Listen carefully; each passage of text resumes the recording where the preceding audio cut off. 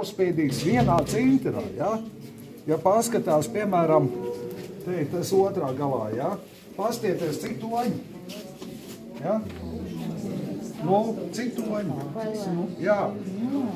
Šito īpaši stāsts, ja? 21 gadu atpakaļ atvērt darbnīcu viesiem. Man mīļi vācieši arī, un viena kolosāla grupa bija, un dāmīti. Enerģiski, nu kolosāli dāmīt, un ieraugi šito, viņi saka, kā arī Draimaldi, bet lūdzu, Auskars, tu tā uztaisīsi mani, ja, tagad? Es nesaprotu, ko lai saka, es labprāt uztaisīt, ja, bet es ar cienītājs ar pienāciet pēc gadiem 30 apmēram, ja. Var gadīties, ja atradīšu, es saglabāšu priekš jums, un tad runāsim, kādas tos Auskars taisīt, ja. Un sapratiet, tagad 20 gadi, un kaut tik liela es atrastu šādu toņu cintaru. Nu, nav vienkārši, ja. Un svaigs sveķis salasīt tos mazos, ja. Un vienā cintarā, ja, tas ir, nu, retums. Nu, un arī, nu, ja tāds ir, nu, superīgs cintars vienkārši. Un nav svarīgs liels vai mazs, ja, bet tas tonis vienkārši. Nu, un kurš ticētu, kad ir? Vai, teiksim, tas ir ļoti rets, ja, tāds pelēks tonis, ja. Atkal, retums.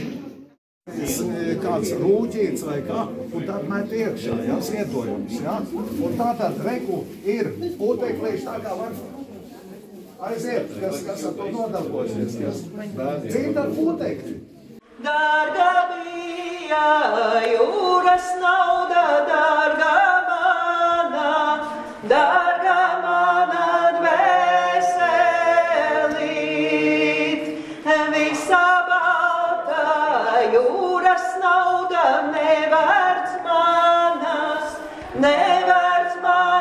dvēselīts. Pērkons brauca pār